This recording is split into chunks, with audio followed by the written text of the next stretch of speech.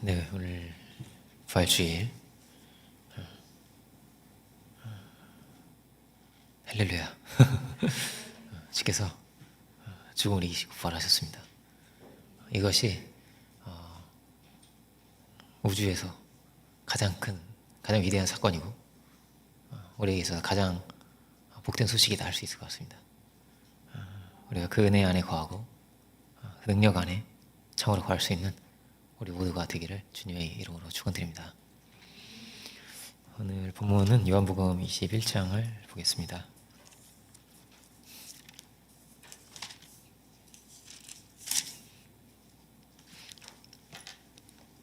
요한복음 21장 15절입니다.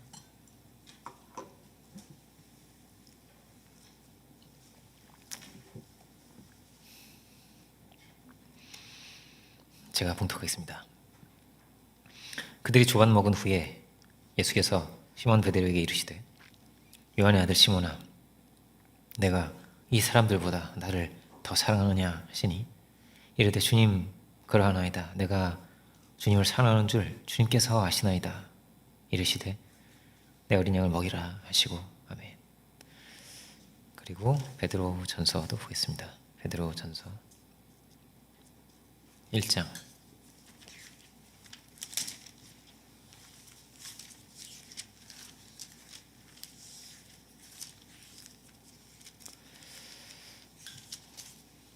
2절부터 4절을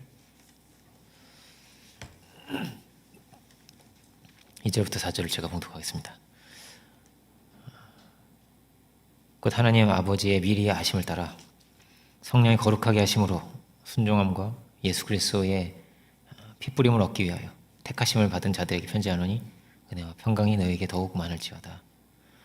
우리 주 예수 그리스도의 아버지 하나님을 찬송하리로다. 그의 많으신 긍휼대로 예수 그리스도를 죽은 자 가운데서 부활하게 하심으로 말미암아 우리를 거듭나게 하사 산 소망 있게 하시며 썩지 않고 더럽지 않고 쇠하지 아니하는 유업을 있게 하시나니 곧 너희를 위하여 하늘에 간직하신 것이라. 아멘. 말씀의 제목은 죽은 가운데서 부활하게 하심으로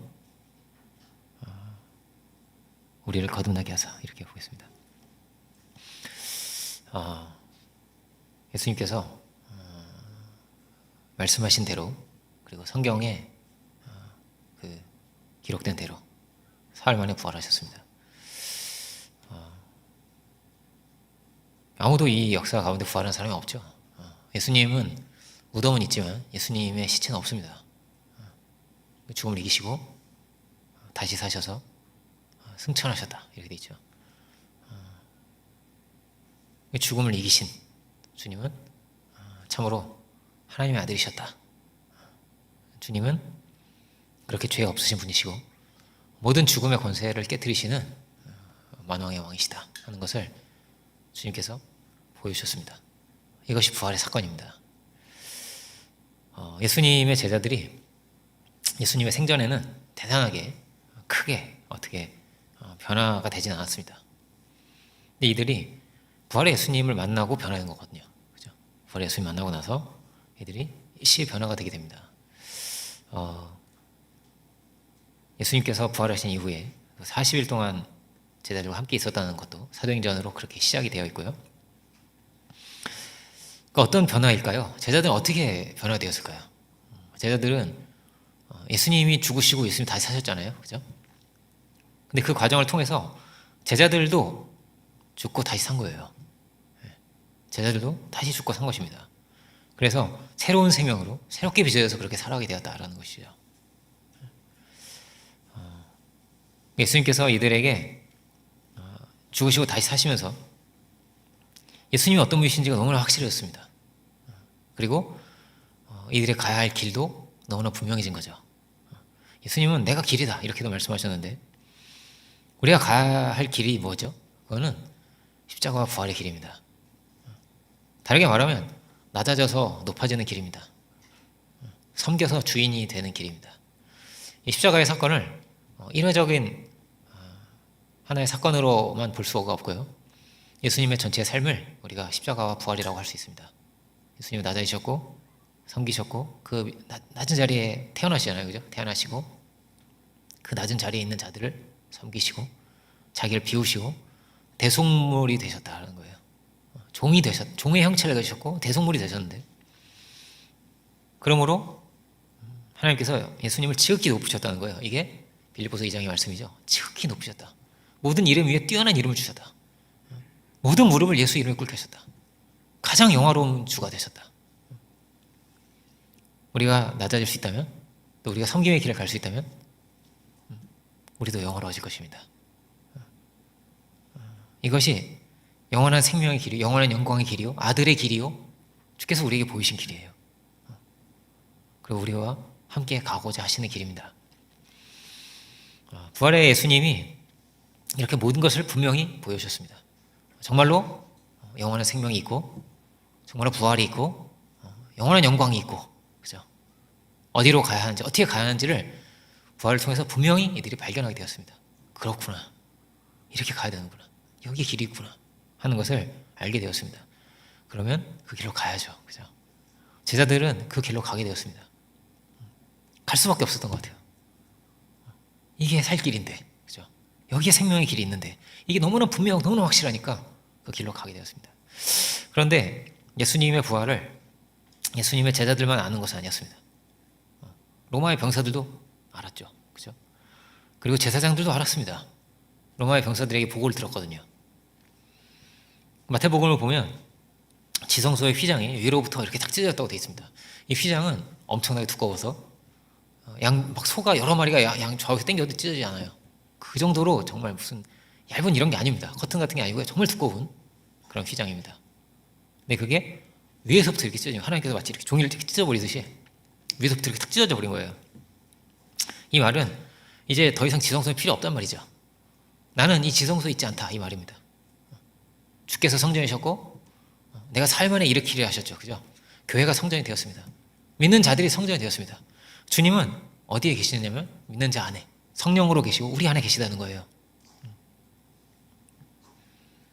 더 이상 이제 막 거기서 분향을 드리고 막 그럴 필요가 없죠, 그죠?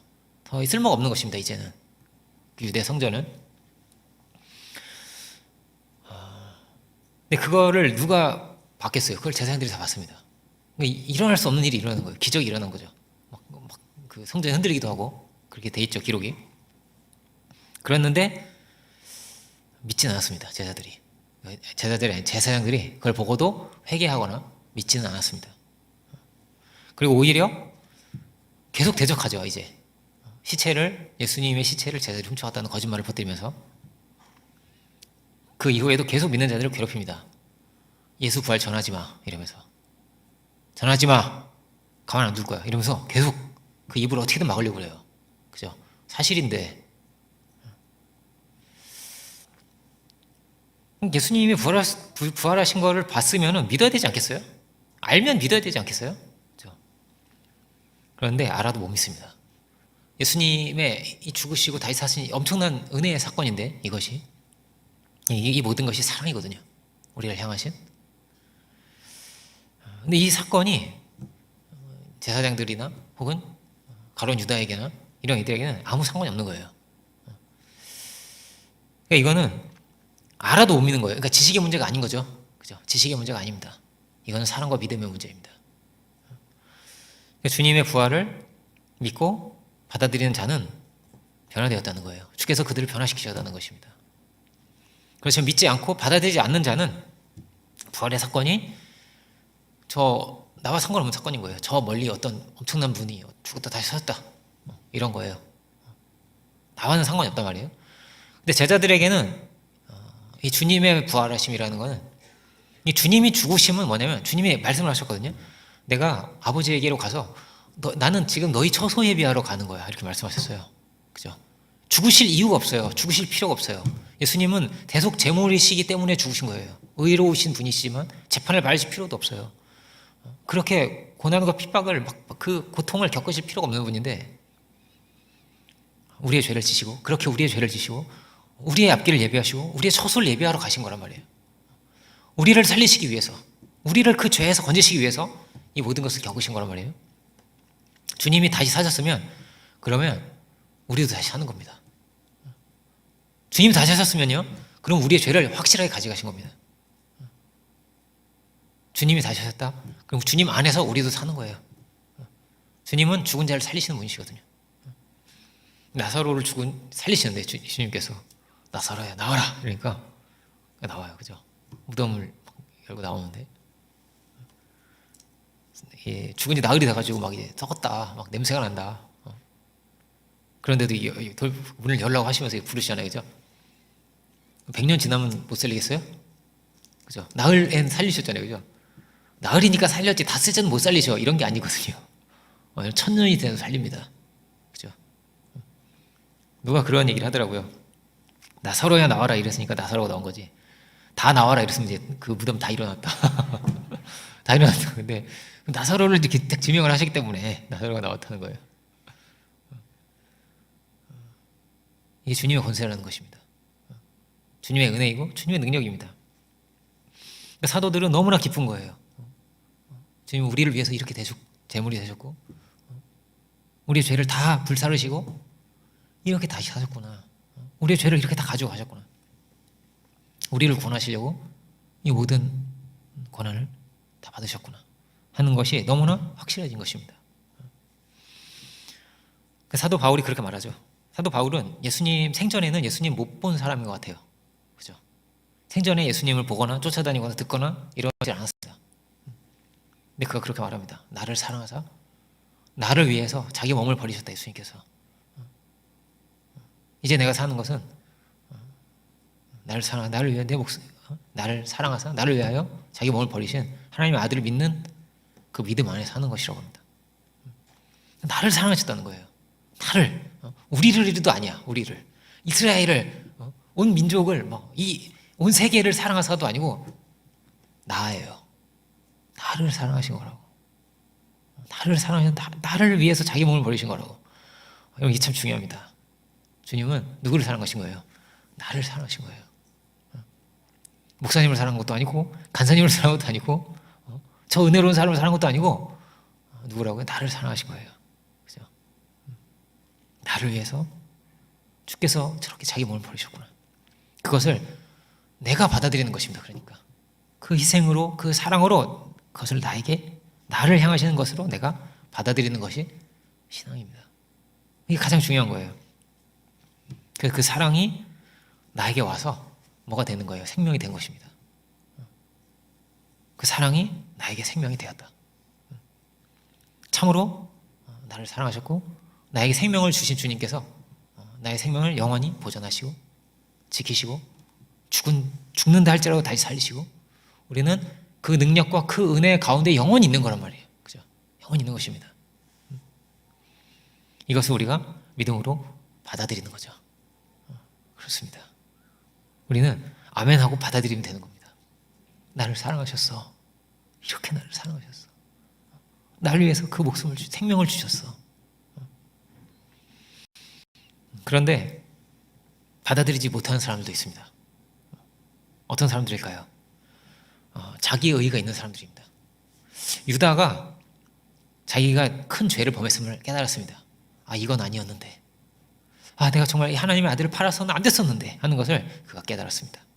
이건 아니었어. 후회를 해요. 돈을 막 집어 던지면서 돈에 팔았음에도 그 돈으로 일단 맛있는 거 좀 파먹고 이런 게 아니고 그냥 집어 던져요. 딱 집어 던지면서 막 내가 큰 죄를 지었으니까 다시 놓아달라고 막 그래요. 무섭죠. 제사장들은. 네가 당하라고. 네가 당하라고 그렇게 말하잖아요. 전에 새벽 예배 때도 이 말씀 깊이 봤는데, 예수님은 주님이 당하신 거 아니에요? 그죠? 제사장들은 뭐라고 말한다고? 네가 당하라고 한단 말이에요. 근데 그가 죄를 깨달았지만 돌이켜서 은혜의 길로, 믿음의 길로, 복음의 길로 가지는 못했습니다. 왜 그랬을까요? 내가 무슨 낯으로 주님을 뵙나? 내가 돌이켜가지고 제자들한테 다 찾아가서 내가 큰 죄를 지었다고 막 나를 받아달라고 이렇게 할 수가 없는 거예요. 마음이. 절대 못하겠는 거예요. 내 양심에는 그런 거예요. 내 양심에는.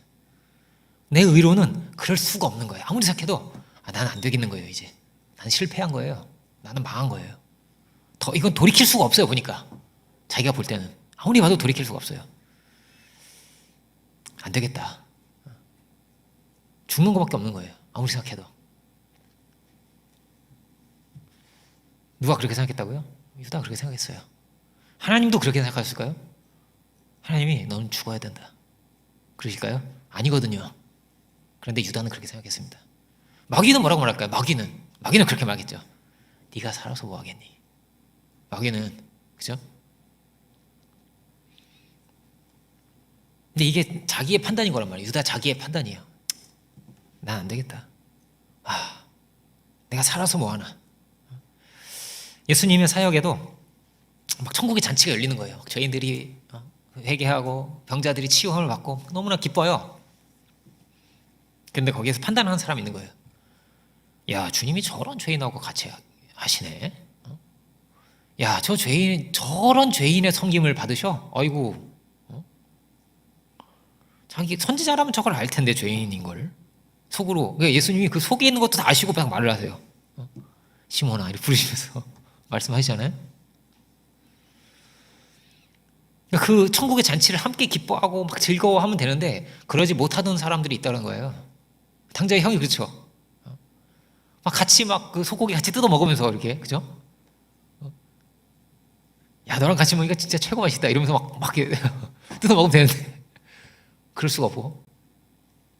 아니, 아버지, 이건 아니죠. 분노하고 불편하고 그걸 아버지를 판단하고 동생을 판단하는 형이 있더라는 거예요. 천국의 잔치가 되질 못하더라는 거예요. 놀라운 은혜가 이렇게 임한 거예요. 예수님의 그 희생이라고 해요. 사랑이죠. 피 흘리신. 근데 그게 나랑 상관없단 말이에요. 형이 그래요. 이 잔치가 열렸는데 나랑 상관이 없어요. 형제의 형은. 기분이 되게 나쁜 거란 말이에요. 이렇게 나빴다. 야, 저 인간한테는 주면 안 되는데 저걸. 와, 저놈이 저걸 뜯어먹네. 막 이러면서 막 불편했단 말이에요. 마귀는 어떤 존재일까요? 참소자죠. 판단자죠. 그게 사단이란 말이에요. 그죠? 가인도 어땠을까요? 가인도 동생의 제사가 되니까 그렇게 싫었어요. 에서도 동생이 축복하는 게 너무 싫고. 우리는 뭘 알아야 되는 거죠? 그 사랑이 드러났을 때 우리가 그 사랑을 사랑으로 알고 그 은혜를 은혜로 알고 나를 향하신 사랑임을 우리가 알고 그 은혜를 참으로 받아들일 수 있는 우리가 되어야겠습니다. 이것이 너무나 중요한 거예요. 우리는 그 은혜로 살 수 있는 자들이 되기 원합니다. 때로는 와, 나보다 저 사람이 저런 축복을 받네 이럴 수도 있어요. 그 탕자 형도 그런 마음이었겠죠. 왜 나는 이런 축복이 안 오지? 저 사람한테 가는데 왜 이런 거지? 나는 일이 좀 뭐가 꼬여. 이렇게 사업이 잘 안 된다든지 뭐 이렇게 안 되고, 저 사람은 기도도 나보다 좀 덜하는 것 같고 성경도 나보다 들리는 것 같은데 저 사람 되게 잘 돼. 그럴 수도 있겠죠. 그죠? 그런데요, 여러분, 그게 큰 거 아닙니다. 뭐가 큰 거냐? 주님의 은혜가 큰 거예요. 여러분, 이걸 우리가 기억하고 살아야 됩니다. 하나님이 나를 지극히 사랑하신다는 걸, 최고로 사랑하신다는 걸, 이걸 우리가 기억하고 살아야 됩니다. 누구를 최고로 사랑합니까? 나를 최고로 사랑하신다. 사도 바울도 뭐라고요? 나를 위해서 이렇게 꼭 자기 한 사람을 위해서 죽은 것처럼, 그죠? 우리가 아니잖아요, 그죠? 근데 이게 굉장히 중요합니다. 나를 사랑하셔서 나를 위해서 자기 몸을 버리셨다는 거예요. 나에게 찾아오신 그 사랑의 손길이라는 것입니다.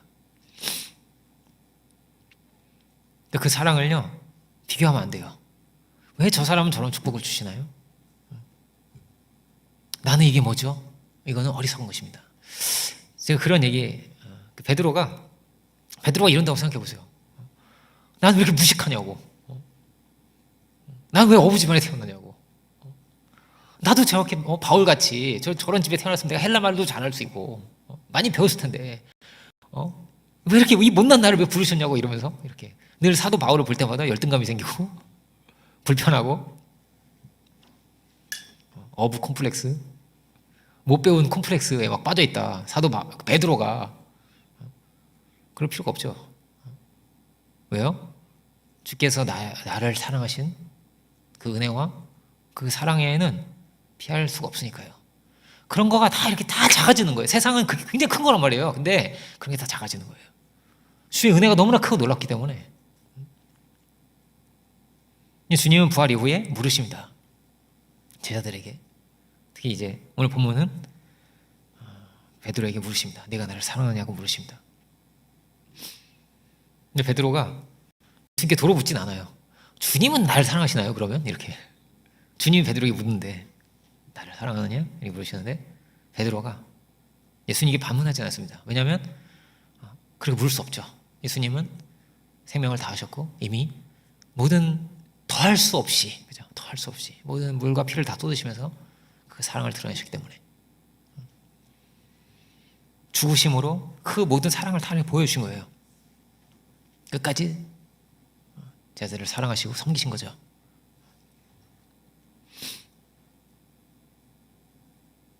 주님은 그 베드로, 배신한 베드로를 또 찾아오셔서 뭘 물으신 거예요? 뭘 찾으시는 거예요? 또 사랑을 찾으십니다. 사랑으로 또 찾아오셔서 또 사랑으로 사랑을 그에게 찾으시는 거예요. 왜 제사장들을 믿지 못했을까요? 그 시대에 많은 유대인들이 있고 특별히 제사장들은 정말로 예수님이 하나님의 아들이심이 분명히 드러나서 알게 되었습니다. 부활한 것도 알게 되었습니다. 근데 이들도 유다와 똑같은 거예요. 알아도 안 되는 것입니다. 유다가 내가 정말 틀렸구나. 그런데 돌이키지가 않잖아요. 돌이킬 수가 없는 거예요. 나는 망했거든요. 나는 안 되는 게 확실하거든요. 이제 이렇게 틀려먹은 나를 사랑하실 리가 없는 거예요. 하나님이 나를 받아주실 리가 없어. 나를 사랑하실 리가 없는 거예요. 아무리 생각해도. 돌이킬 수가 없는 거죠. 그러니까 아버지께로 못 가는 거란 말이에요. 그러면 탕자가 그렇게 생각해야 한다고 해보세요. 나는 아버지께서 나를 받아주시는 건 말이 안 돼. 말이 안 돼. 그럼 못 가는 거란 말이에요. 탕자가. 용기가 없어. 용기가 없어서. 그러니까 제사장들도 마찬가지죠. 이런 우리가 용서를 받는 건 이건 말이 안 돼. 그렇게 조롱을 하고 채찍질을 하고. 예수님은 정죄 안 했어요. 예수님은 그 제사장이 와가지고 십자가에 달리신 예수님 막 조롱해요. 십자가에 한번 내려와 보라고. 그러면 내가 널 믿을 테니까. 3일 만에 뭐 부활한다며 이러면서 막 약을 올리는 거란 말이에요. 그 십자가에 달리시고 계신데 어떻게 이렇게 못됐을까요, 그죠? 그런데 그들도 정죄 안 했어요, 주님께서. 그 십자가를 지고 가시고 얼마나 그 고난의 길이 고통스러운데 저희가 저희 하는 걸 알지 못한다고. 저희를 사하여 주시라고 주님 그렇게 기도하세요. 그래도 정죄를 안 하셨단 말이에요. 그죠? 저들이 모르니까 그런 거라고. 몰라서 그런 거라고. 그럼 어떠세요? 알면 돌이켜야 되잖아요. 그죠? 알면 하나님의 아들이심이 드러났으면 알면 믿어야 되는데. 그죠? 그런데 어떤 거죠? 안 되겠는 거예요. 너무나 확실한 거예요. 그리스도를 못 알아본 죄. 예수님을 못 박아 죽인 죄. 그 모욕을 하고 이게 하나님의 아들을 우리가 이렇게 지금 한 거구나가 너무나 분명해진 거예요. 우리가 어떻게 하지? 이런 우리가 용서받을 리가 없는 거예요. 이런 죄가 사함을 받을 수가 없는 거예요. 아무리 생각해도. 회개가 안 되는 거예요. 유다처럼 죽어버리든지, 그죠? 아니면 없던 걸로 하자. 아닌 걸로 해버리자. 이게 왜 그렇다고요? 하나님이 우리를 용서 안 할 게 확실하니까. 우리는 심판을 받을 거니까. 벌을 받을 지옥 갈 거니까. 이게 확실하니까. 하나님이 우리를 안 사랑할 게 확실하니까. 우리는 망한 거니까 회개가 안 되는 거예요. 가인도 같은 마음이 아닐까요? 가인이 돌이켜서 아벨은 내가 죽였지만 셋이 태어나는데 동생이 내가 셋은 잘 섬겨가지고 내가 합력해 선을 이루어버리라. 절대 다시는 그런 일이 없게 하리라. 그렇게 하면 얼마나 좋아요. 근데 가인이 그렇게 못 가요. 돌이키지를 못해요. 하나님은 그를 용서하셨어요. 아무도 너를 죽일 수 없다고 표를 주세요. 이렇게 하나님은 그를 돌이키기를 원하신 거죠. 그런데 안 돌이켜지는 거예요. 왜 그렇죠? 하나님을 모르니까요. 하나님의 사랑을 모르니까요. 하나님 용서를 모르니까요. 아무리 생각해도 이해가 말이 안 되거든요. 이게 용서를 받는 게, 이런 은혜를 입는 건 말이 안 되거든요. 그러니까 주님의 이 십자가의 사건은 나와 상관이 없고 오히려 심판만 된 거라고요. 심판만. 그러니까 우리가 은혜를 알지 못하면요, 늘 어떨까요? 신앙은요, 정죄를 벗어날 수가 없습니다. 하나님이요, 우리는 늘 죄인이거든요. 연약한 걸 늘 가지고 있는 거란 말이에요. 그럼 우리는 늘 모자란 사람인 겁니다. 늘 모자란 사람으로 산다고 생각해 보세요. 그러면요, 신앙은요, 천국의 잔치가 될 수가 없어요. 마치 아버지가, 늘 혼내는 아버지가 있다고 생각해 보세요. 내가 너를 사랑한다 이런 게 아니라, 점수가 이게 뭐냐? 왜 이거밖에 안 됐냐? 살 좀 빼야지. 제가 동재한테 자주 하는 말입니다. 동재야, 넌 다 좋은데 살 좀 빼면 좋겠어. 이 얘기를. 이 얘기도 안 하려고요. 왜냐면 이제 다 좋은 데가 안 들리고 살 좀 빼면 좋겠어만 들리고. 좀 빼면 좋겠긴 하거든요. 어쨌든 위에서 하는 말이지만, 근데 그런 아버지랑 산다고 생각해 보세요. 계속 이런 말만 하는 거예요. 점수가 이게 뭐니? 이거밖에 못하니? 너 왜 그런 생각하니? 너 이게 부족하잖아. 얼마나 고통스럽겠어요, 그죠? 천국 잔치가 될 수가 없어요. 천국의 잔치가 어떻게 됩니까? 천국의 잔치, 예수님이 막 누구랑 같이 있었냐면 그 죄인들, 세리, 막 이런 병자, 다 저주받은 것 같은 그런 사람들이었어요. 그 시대에 막 잘나고 좀 뛰어나고 이런 사람이 아니에요. 정말 못난 사람들, 정말 그 마이너의 인생들, 막 그런 이런 사람들이었단 말이에요. 초대 교회도 거의 막 노예가 많았어요. 그랬단 말이에요. 그런데 주님이 어떠냐면 그 사람들을 너무 기뻐하시는 거예요. 그 사람이 회개하는 걸 너무 기뻐하시고, 아무도 주목하지도 않고 보지도 않는 사람인데, 쳐다보지도 않는 사람인데, 날 때부터 소경된 자, 이런 사람들이, 제자들조차, 그 어부조차 시끄럽다고 이렇게 가라고 좀 하자고 이러는데, 주님은 그 발을 멈추시고, 그게 다 성경에 기록이 되고 그걸 귀하게 여기시고, 그 오병이어 그 별것도 아닌 거를 막 너무 주님을 기뻐하시고, 이제 천국의 잔치가 되는 건 뭐냐면요, 주님이 너무 기뻐하시는 거예요. 여러분, 하나님은 우리를요 그렇게 기뻐하신다는 거예요. 내가 널 기뻐하지, 엄청 기뻐하지, 이러신다는 거예요. 너무 기뻐. 주님이 기쁘니까 같이 기쁜 거예요. 마치 할아버지가 손자들을 기뻐하잖아요. 그러니까 아버지가 이렇게 기뻐하는 것보다 할아버지가 더 기뻐하는 것 같아요. 저는. 그러니까 누가 그랬다고 하잖아요. 아니 아버지, 저 키우실 땐 이렇게 무서우시더니 우리 애들 볼 때 이렇게 따뜻하게 나 키울 때도 그렇게 해주시죠. 그랬다고 하잖아요. 그건 그때지. 아버지가 하는 말이. 자기가 달라진 거예요. 자기도 성장을 한 거예요. 그 아버지도, 그죠? 그렇게 기뻐, 막 이렇게 기가 꺾이고 막 상처받을까 봐 이렇게 혼도 잘 못 내잖아요. 할아버지 할머니는. 그래 버릇없어진다고 하잖아요. 그러니까 너무 막 이게 마음이 혹시 다치면 안 되는데 이런 마음이 막 있어가지고 그렇게 막 좋아서 어쩔 줄을 모르잖아요. 근데 주님이 그렇다는 거예요. 누가 그 탕자인데, 그 대단하게 잘난 것도 아니고 그냥 죄짓다가 그래 돌아온 건데, 근데 그걸 그렇게 기뻐하신다는 거예요. 여러분, 탕자도 그렇게 기뻐하시면 우리는 얼마나 기뻐하시겠어요? 최고 기뻐하죠. 말할 수 없이 기뻐하죠. 얼마큼 예쁘겠어요? 말할 수 없이 예쁘죠. 눈에 넣어도 안 아프죠. 어쩜 이렇게 귀하니, 이러겠죠. 너무너무 사랑하신다는 걸 그렇게 기뻐하시는 걸 말이에요. 의인 99보다 더 기뻐, 막 이렇게 말씀하시잖아요, 그죠? 그 죄인이 돌아오는 것도. 히브리서 11장 6절에는 그런 말씀도 있죠.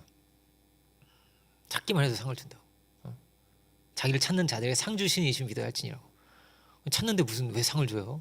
주야 이러는데 뭐냐 이러면 상을 주신다는 거야. 왜 줘요? 뭐 잘했어요? 99점을 가지고 가면 상을 준다가 아니에요. 성적표를 가지고 가면이 아니고 찾으면 상을 주신대요. 뭐 이렇게 딱 준비하고 있는 거야, 주님이. 나 찾으면 내 줘야지 이러면서. 꼭 할아버지 같죠, 그죠? 할아버지가 사탕 이렇게 여기다 딱 주려고 하는 것처럼 뭘 그렇게 우리를 기뻐하신다라고 성경이 기뻐서 막 너무 이렇게. 그래서 천국 잔치가 되는 거예요. 아니면 죄인들이 예수님께 갈 필요가 없죠. 가질 않죠. 근데 자꾸 주님께 가고 싶은 거예요. 그 하나님의 사랑이 이렇게 오니까. 그 생명 같은 거거든요, 이게 오니까 또 가고 또 가게 되었다는 거예요. 그래서 천국 잔치가 되었다. 우리가 그 은혜를 알면 우리의 삶이 천국의 잔치가 될 것입니다. 윤동주라는 시인이 있는데 그 윤동주 시인이 굉장히 우리나라에서도 유명하지만 일본에서 굉장히 유명해요. 제가 볼 때 일본 사람은 좀 거기 뭐가 맞아, 이게 코드가 맞아. 그래가지고 누가 제가 이제 윤동주 씨 좀 좋아했어가지고 최초의 한류 스타는 윤동주였다. 그런 얘기가 있거든요. 그 정도로 일본 사람들 좋아하는 사람이 많아요. 한국말로 막 암송을 하는데 제가 깜짝 놀랐어요. 일본 사람이 한국말로 암송을 하는 거예요. 근데 그 시 안에 뭐가 있냐면 슬픔이 있는 거예요. 잎새 있는 바람에서 나는 괴로워했다고. 막 괴로워 이렇게. 별은 바람에 스치우고 이렇게 슬퍼 이렇게 슬프고 십자가를 보면서도 부끄럽고 슬프고 이런 마음, 착한 마음이죠.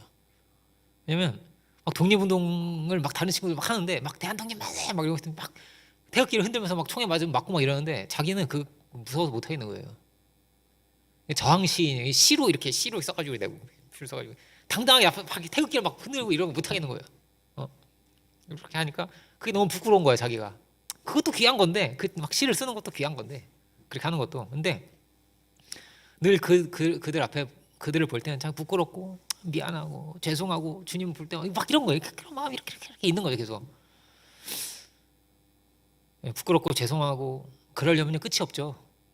그럼 베드로도 부끄러워야 되는 거예요. 베드로도 되게 죄송해요. 늘 죄송하게 살아야 돼요. 제가 그때 제가 3번 부인해가지고 이러면서 계속 그렇게 살아야 되거든요. 근데 성경은 그렇게 돼 있지가 않아요.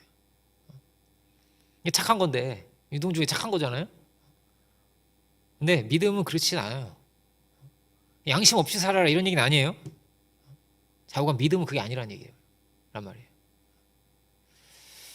성경은 뭐라고 돼? 예수님께서 제자들이 이제 다 도망칠 사람들이에요.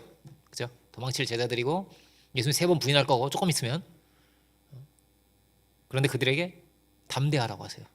담대해라. 내가 세상을 이겼으니까 담대해라. 이렇게 말씀하세요. 내 연약함에 갇히고 내 죄책에 갇히고 내 과거에 갇히고 어떻게 당당해요? 당당할 수 없죠. 윤동주도 안 당당한데, 그죠? 윤동주도 안 당당한데 베드로가 어떻게 당당합니까? 예수님 대놓고 3번 부인했는데.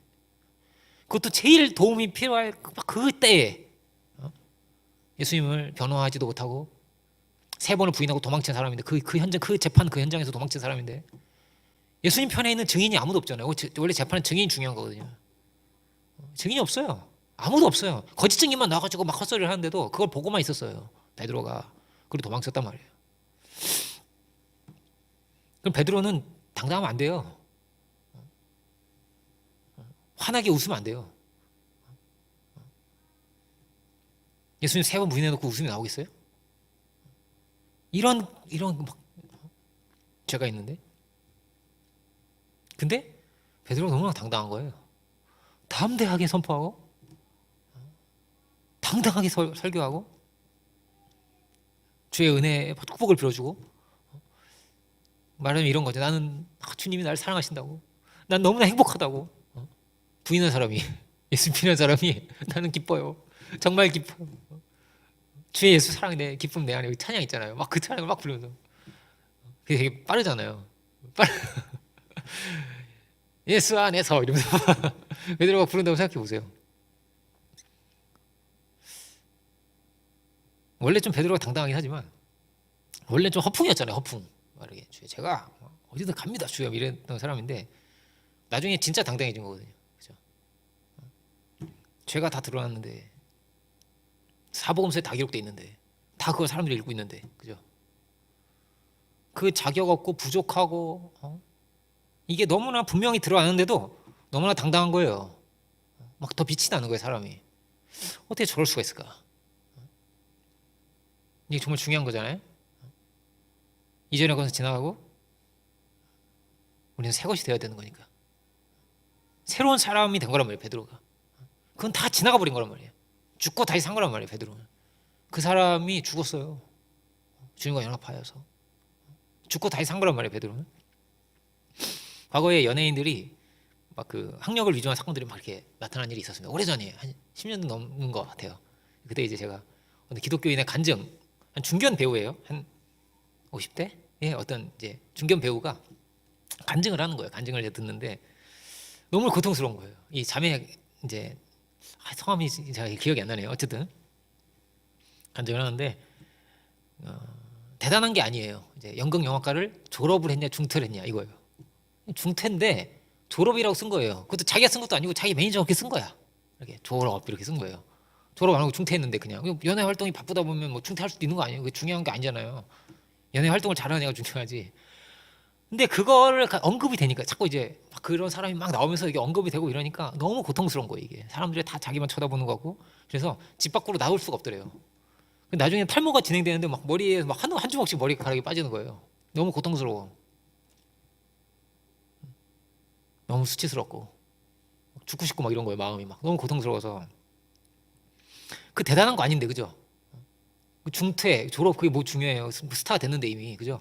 그런데도 그게 너무나 고통스러운 거예요. 근데 베드로는 그런 정도가 아니잖아요. 그죠? 베드로는 그런 정도가 아니라 예수님 3번 부인하고 도망친 사람인데. 근데 베드로는 머리가 안 빠졌는데. 그죠? 베드로는 막 문 걸어 잠그고 막 울고 있고 막 이러지 않잖아요. 울고 막 이러지 않잖아요. 한번 물론 통곡했는데 장면이 있지만 부활의 주님 만난 이후에 막 한 번씩 들어가서 울더라 뭐 이런 거 없죠. 너무 이렇게 막 자학하고 슬퍼하더라 뭐 나 때문이라고 뭐 이런 거 없잖아요. 그죠? 야, 정말 이게 깊이 봐야 되는 거예요. 그죠? 너무나 큰 실수를 했는데 나는 이제 앞으로 나서진 않겠습니다. 저는 그냥 조용히 뒤에서 섬기기만 하겠습니다. 이럴 수 있는데 그 베드로가 전면에 나서서 설교하고 많은 사람을 변화시키고 막 사도행전 앞부분은 다 막 베드로 이야기잖아요. 그죠? 어떻게 그럴 수 있었을까요? 어떻게 이거 변화된 걸까요? 이게 참 중요한 부분입니다. 정죄를 이기는 거죠. 그걸 넘어서는 거죠. 자기 연약함을 넘어서 과거를 넘어서 이전에 이걸 모든 것을 넘어서 상황을 넘어서 그는 복음의 길을 갔다는 것입니다. 우리가 또한 복음의 길로 가야겠죠. 그죠? 우리 안에도 걸릴 것이 많이 있을 것입니다. 주여 난 이것도 연약합니다. 주여 제가 이런 실수도 했어요. 이런 말도 실수했고 이렇게 누구 뭐 상처를 줬을 수도 있어요. 이거 어떡하죠? 나 이거 어떡하죠? 이럴 수 있어요. 그런데 사도는 늘 뭘 증언했냐면 이렇게 증언했습니다. 이런 나라고 이거를 막 감추고 막 이게 수치스러운 건데 부끄러운 건데 이걸 감추려고 이런 게 아니라 오히려 이걸 드러내면서 이런 나를 주님이 사랑하셨다는 거예요. 그럼에도 불구하고 주께서 나를 사랑하셨다. 사도 바울은 늘 복음이 전해지는 그 자리에서 자기 예수님을 박해했던 사람이고 핍박자였고 포행자였다는 것을 계속 반복해서 전합니다. 또 전하고 어떤 자리에서 또 전하고 또 전하는 거야. 3번이 나오거든요. 사도행전에서만 3번이 나오면요 그럼 늘 전했다는 얘기예요. 그거는 그죠? 그렇지 않겠어요? 비슷한 기록이 이렇게 3번이 기록된단 말이에요. 그렇게 그런 나를 사랑하신, 이런 나를 불쌍히 여기신, 이런 나를 구원하신 그 은혜를 또 얘기하는 거예요. 또 얘기하고 또 이야기했습니다. 그러니까 이게 과거와 어떤 이런 죄와 이런 게 걸림돌이 돼가지고 자꾸 걸리고 슬퍼지고 막 이런 게 아니라 오히려 그걸 증거하게 되고 그걸 통해서 더 큰 은혜를 드러나게 되고 걸림돌이 아니라 디딤돌이 되었다. 그걸 딛고 더 크게 복음을 증거하고 더 큰 은혜를 드러내게 됐다는 거예요. 사람을 죽였는데 바울은 사람을 죽였습니다. 스데반을 죽인 거란 말이에요. 그렇게 살인을 해본 사람은 없죠, 그죠? 여기에 살인을 한 사람은 없을 텐데 막 너무 마음이 힘들어서 한숨 속에서 내가 사람을 죽였어. 그것도 내가 이 귀한 사람을 이런 훌륭한 아름다운 사람을 내가 죽였어. 이럴 수 있잖아요, 그죠? 거기 갇혀가지고 막 그것 때문에 늘 생각하면 힘 빠지고 답답하고 한숨이 나오고 이런 게 아니고 사도는 오히려 성령에 충만했다는 것입니다. 또 충만하고 또 충만했다. 야, 사람을 죽여놓고 충만하다, 그죠? 우리도 다 충만할 수 있습니다. 넘치는 은혜 가운데서 우리도 살아갈 수 있기 원합니다. 이들 안에 있었던 변화가 이렇게 계속 일어난 거예요. 또 일어나고 또 일어나서 많은 이들이 변화된 것입니다. 어떻게 된 거죠? 이들은 주님과 함께 죽고 다시 산 것입니다. 그 은혜 가운데서 그 은혜로 다시 산 거예요. 이전의 것이 그렇게 지난 것입니다. 이 사람들은 살 자격이 없어요. 사실 어떠냐면요, 양심적으로 살 필요가 없고, 나 같은 게 왜 이렇게 이럴 정도로 그렇지 않겠어요? 유다랑 큰 차이가 있습니까? 유다는 예수님을 죽인 거고, 그죠? 그리고 뭐 사울은 스데반을 죽인 거고, 그런 거 아니에요. 그 최고 은혜로운 사람을 죽인 거 아니에요, 그렇게. 그런데 이런 나를 주님이 사랑하셨다는 거예요. 이런 나에게 주님이 구원을 주셨다는 거예요. 이런 나를 알고도 사랑하셨고, 이런 나이기 때문에 주님 오신 거고, 이런 나이기 때문에 주님이 그 십자가를 지신 거예요. 그 은혜로 내 연약함을 다 덮어주셨고, 그 은혜로 나를 구원하셨구나. 그러니까 이 사람들이 사는 거는요, 한 가지로 사는 겁니다. 인간적으로 보고, 양심적으로 보고, 뭘로 봐도 살 필요가 없는데 오직 주의 은혜로 사는 거예요. 오직 주의 은혜로 사는 거예요. 은혜만 남아있는 거예요. 주님이 나에게 다시 살라고 하시는 거예요, 말하자면. 내가 너를 사랑하고 내 양을 먹이라고 하시고 또 찾아오셔서 또 그렇게 말씀을 하신 거거든요, 부활의 주님이. 그럼 이 안에 남아있는 거 아무것도 없습니다. 내가 그래도 이런 거 없어요. 이제 아무것도 할 말이 없어요. 그냥 죄인인 거예요. 의인은 없는 거예요. 아무도 없는 거예요. 오직 은혜로 다시 사는 거예요. 그렇게 은혜로 말미암은 존재, 은혜로 다시 빚어진 사람들이 다 되었습니다. 그래서 그 입을 열면 주의 은혜가 나오는 거예요. 주께서 이렇게 나에게 은혜를 베푸셨다. 이렇게 나를 사랑하셨다. 이렇게 우리를 살리셨다. 오직 주의 은혜입니다. 그 은혜만이 우리 안에 남기를 원합니다. 그 은혜가 우리를 이렇게 변화시키더라는 거예요. 자기 의를 내려놓고, 다 어떠냐면 자기 의를 가지고 있는 거거든요. 내가 노력해서 이만큼 읽었고, 내가 이렇게 해서 이렇게 변했고, 내가 원래 이런 사람이었는데 이렇게 됐고, 이렇게 세상은. 그런데 성경은 그렇게 돼 있습니다. 주님이 나를 바꿔주셨다고. 주님이 나를 사랑하셨다고. 오직 주의 은혜였다고 그렇게 되어 있습니다. 주님께서 나의 연약함을 다 가지고 가시고 나의 모든 죄짐을 주께서 다 담당하셨다. 주님이 나의 구원자시다. 주님이 나를 사랑하신 분이다. 그 은혜 가운데서 나는 다시 태어났다. 이것이 이들의 고백이죠. 우리가 어떻게 넘치게 기쁠 수 있을까요? 어떻게 막 넘치게 감사하고 기쁘고 영광을 돌리고, 이게 주님의 뜻이거든요. 주님 그걸 원하시는 거란 말이에요. 구원 딱 했는데 계속 죄인이야. 막 제가 주님 팔았어요. 뭐 이렇게 이걸 원하시는 게 아니거든요. 제가 죄인이에요. 이렇게 계속 이렇게 주눅 들어가지고 죄책감 가운데 이거를 원하시는 게 아니란 말이에요, 주님이. 그렇죠? 근데 많은 사람이 그렇게 살 수 있는 거예요. 어디에서 문제가 있습니까? 나의 나된 것이 오로지 주의 은혜이길 원합니다. 주의 은혜로 살아야 되는 거예요. 나는 이렇습니다. 나는 죄인입니다. 나는 연약합니다. 이게 아니라 주님이 나를 사랑하셨습니다. 주님이 나를 구원하셨습니다. 주께서 나의 구원이십니다. 이런 나이지만 주님이 나를 사랑하셨습니다.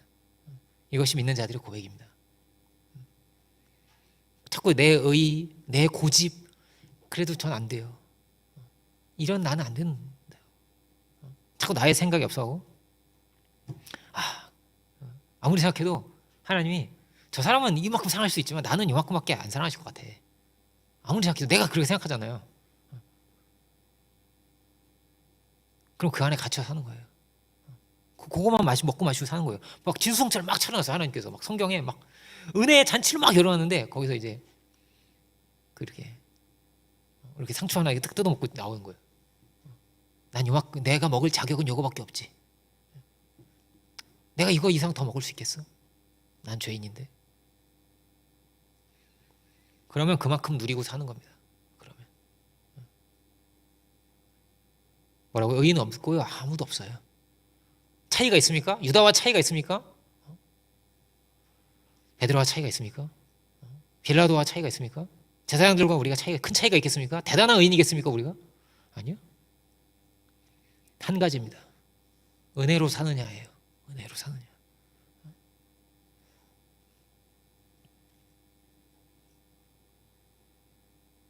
여러분, 우리를 주께서 무조건 사랑하십니다. 끝까지 사랑하시고 최고로 사랑하십니다. 그 사랑을 받으면서 사는 거예요. 우리가 그 은혜 가운데 있음을, 그것을 누리고 우리가 사는 것입니다. 십자가가 우리에게 모든 걸 말해주고 있는 거예요. 이 죄짐을 가지고 가시려고 하시고, 이 죄책을 가지고 가려고 하시고, 그렇게 우리를 죽고 다시 살게 하신 거란 말이에요. 다시 살게, 다시 태어나, 어린아이가 다시 태어나듯이. 완전히 새로운 거잖아요. 근데 베드로가 그랬어요. 마치 다시 태어난 것처럼.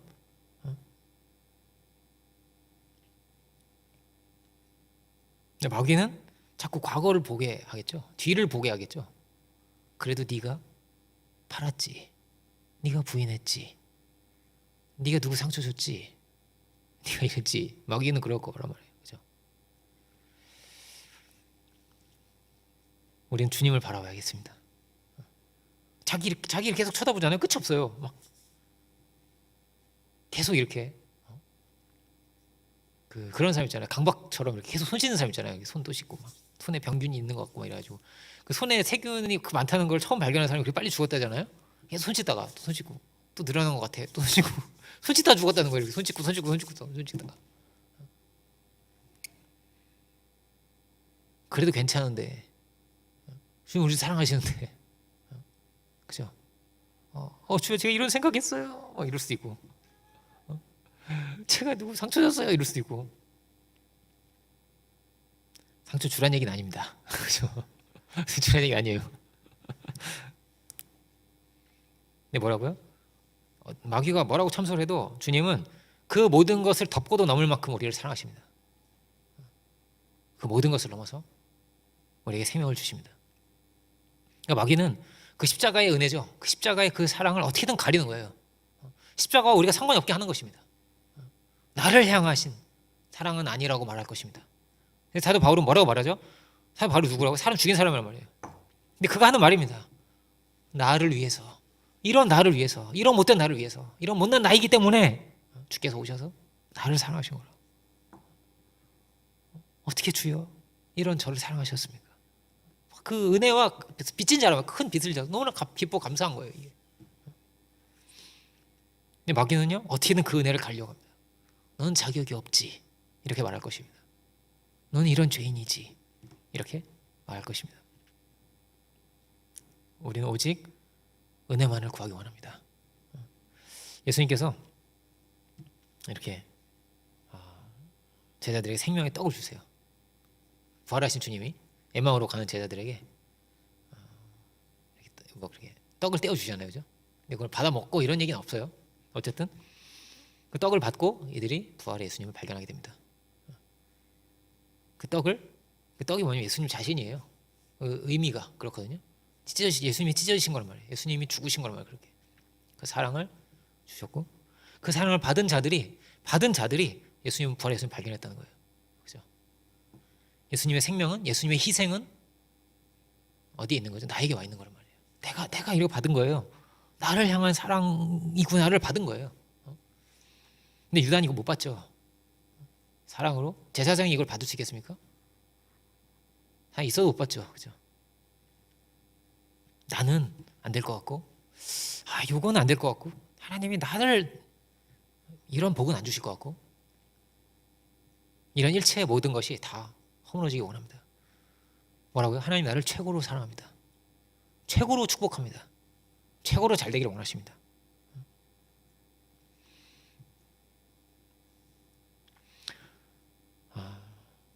우리도 연약함이 있지만, 그죠? 연약함이 있지만 주님은 우리를 최고로 사랑하셨습니다. 세상을 이처럼 사랑하사 독생자를 주셨다. 그 세상은 예수님을 죽인 세상이었습니다. 예수님 부인한 세상이었습니다. 버린 세상이었습니다. 이처럼 사랑하셨습니다. 그 세상을 이처럼 어떻게 하죠? 십자가를 지시도록 사랑하셨습니다. 이처럼 사랑하셨습니다. 이게 사실입니다. 분명히 드러난 사실입니다. 그럼 그걸 우리는 받아들여야 됩니다. 자격이 없습니다, 주여. 사랑하셨는데, 이미 죽으셨는데, 그 자격은 우리가 논하지 않습니다. 주께서 우리 위해서 죽으셨습니다. 근데 자꾸 우리가 자격을 만든다는 거예요. 나는 안 돼요. 전 자격이 없어요. 자꾸 거기에 갇히고 이 점수 자기가 만들어가지고 70점을 80점을 만들어, 자기가 점수를 만들어 놓고 자기가 점수에 미달되니까 자꾸 거기에 못 미쳐서 혼자 괴로워하고 슬퍼하고 자격이 안 된다고 말하고 막 울고 있고 막 혼자 그러는 거예요. 전 안 돼요, 막 모자라요, 막 이러고. 주님은 그렇게 말씀하신 적이 없는데, 난 안 될 것 같아요. 지금 사람을 죽인 사람도 지금 사도가 됐는데, 그죠? 때로는 축복이 안 올 수 있습니다, 나에게. 때로는 너는 아직 이건 아니지? 이럴 수도 있어요. 넌 아직 뭐 장로는 아니야? 이럴 수도 있고, 너는 이 축복은 조금 이따가 받아라. 이 축복은 아직 아니야. 이러실 수도 있습니다. 축복이 저주가 될 수도 있거든요. 복이 화가 될 수 있는 거란 말이에요. 어떤 목사님이 그랬다고 하잖아요. 이 창세기를 읽으면서 은혜를 굉장히 받으신 거예요. 어떤 목사님이, 충청도의 목사님이에요. 어떤 충청도 목사님이 이삭 번제 읽고 나서, 아니 하나님, 근데 왜 나한테는 이삭을 번제하라고 안 하시냐고. 나한테는 아브라함한테 하셨으면서 왜 나한테 안 하십니까? 하나님께서 즉시 응답을 주시더래요. 네가 하겠냐? 이러면서. 네가 이삭 번제 하겠어? 안 할 것 같아요. 그러니까 안 주시죠. 그거를 막 비교하면서 왜 나한테는 안 주시냐? 왜 이런 축복은 안 주시냐? 왜 저 사람한테 주시고 왜 난 장로가 안 되냐? 그거는 은혜를 아직 몰라서 하는 말입니다. 그 은혜는 예수님의 은혜를 발견하면 그 은혜보다 더 큰 것은 없습니다. 다 작아지는 거예요. 이렇게 작아지는 거예요. 보이지도 않는 것입니다. 이 온 세상을 복음화 시킨 사람은 누구였냐? 이름 없는 전도자들입니다. 이름 없어요. 로마에 누가 교회 세웠냐? 몰라요. 그 로마 바울이 그렇게 가고 싶었는데 벌써 있어요, 교회가. 누가 거기까지 갔어요. 벌써 갔어요. 누가. 근데 이름이 없어요. 누가 간지도 몰라요. 이름 없는 전도자들이에요. 그 은혜에 충만해서 너무나 기뻐서 거기까지 간 거예요. 그렇게 내 이름, 내 어떤 지위, 내 명예, 작은 거죠. 그죠? 작은 것입니다. 우리는 우리를 사랑하신 그 사랑의 음성을 들어야겠습니다. 그 사랑이 마치 떡과 같아서 그 사랑을 우리에게 주셨고, 그 사랑을 받을 때 떡이 우리의 육체 생명이 되듯이 그 사랑을 우리가 받아들일 때 그 사랑이 우리에게 생명이 된다는 것입니다. 부활의 주님을 그렇게 발견했다는 거예요. 부활의 주님은 생명을 우리에게 주셨습니다. 그것을 우리가 받아야 된다는 거예요. 그 은혜를 우리가 받아야 된다는 거예요. 넘치게 사랑하신, 제한 없이 사랑하신, 충만히 사랑하신, 생명을 주신 그 사랑을 우리가 받아들여야 된다는 것입니다. 저는 아니에요. 전 안 돼요. 전 이거밖에 안 돼요. 그런 것이 아니라 그저 기쁘게 받아들이는 거예요. 어린아이 같이, 탕자의 아버지가 막 어린아이 같이 막 기뻐하는데 그럼 어린아이가 같이 기뻐하면 되는 거예요. 그죠? 같이 기뻐하면 되는 것입니다. 하나님이 우리를 그렇게 사랑하셨다는 것이고, 우리의 어떤 것을 내려놓고 죽은 것 같은 이 고통에, 이 죄악의 세상에 주님 오셨는데 우리의 의와 이거 다 내려놓고 그 기쁨의, 그 사랑의 잔치에 우리는 동참하면 되는 거죠. 그죠? 그 은혜가, 그 사랑이 우리에게 생명의 떡이 되었다는 것입니다. 우리를 살리는 것이 되었다. 부활의 주님 어디 계시냐? 떡을 먹어서 어디로 들어왔죠? 우리 몸속에 들어왔죠? 그 생명이 우리 안에 있는 것입니다. 주께서 우리 안에 거하신다는 거예요. 계속 하시는 말씀이 그거예요. 내가 너희 안에, 너희가 내 안에 거하는 거 너희가 알 것이라고. 우리가 그 은혜를 입었습니까? 그 사랑을 참으로 믿음으로 우리가 받아들인 자들입니까?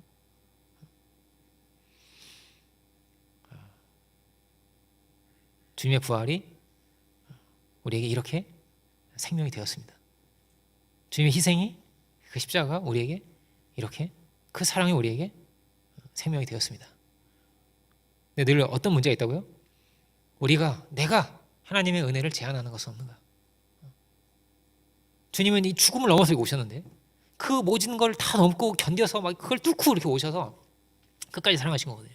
그렇게 물과 피를 다 쏟으셨는데, 그래 자꾸 내가 이렇게 말한다는 거예요. 저는 아니에요. 난 안 돼요. 아유, 제 같은 게 뭘 그런 은혜를 받겠어요. 그런다는 거예요. 그렇게 뚫고 오셔서 주시는데, 그 생명을 주시는데 우리에게.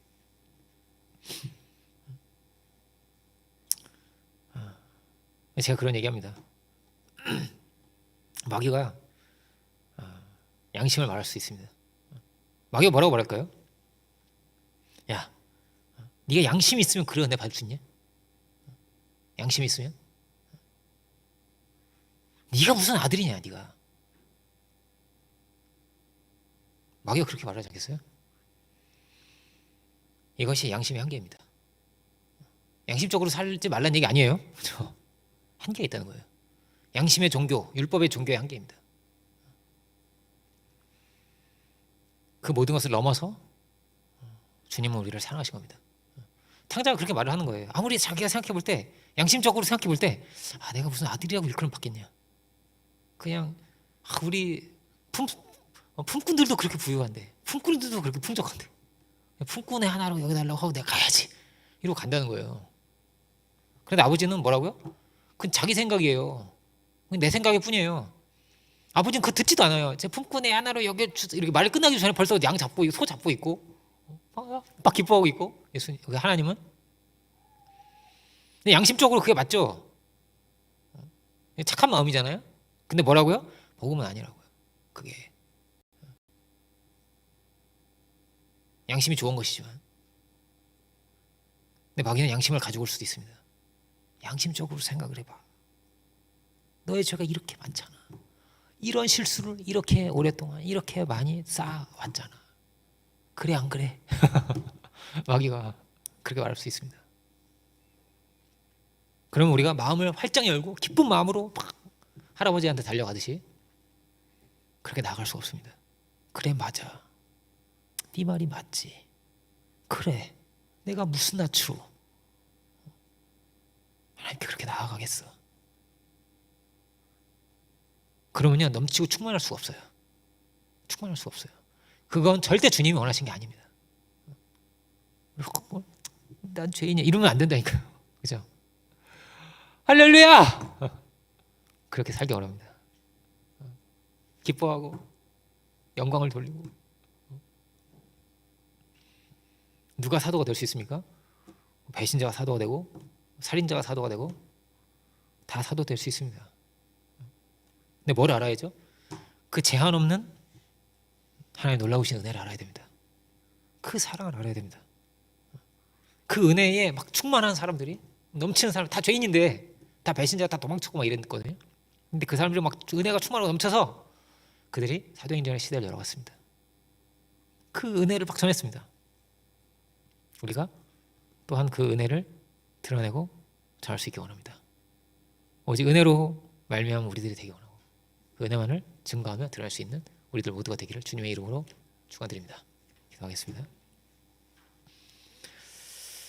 은혜로우신 주님, 참으로 모든 사단의 참소와 모든 정죄와 이 모든 것을 참으로 넘어서 우리 연약함을 아시고도 우리가 어떤 자들이면 아시고, 그럼에도 불구하고 우리를 사랑하시고 우리를 용서하시고 끝까지 사랑하시고 생명을 주신 오 주님, 당신의 피 흘리신 놀라우신 그 은혜와 사랑을 우리가 참으로 기억하고 그 은혜를 믿음으로 받아들일 수 있는 그런 저희들이 되기를 오 주님 간절히 바라고 원합니다.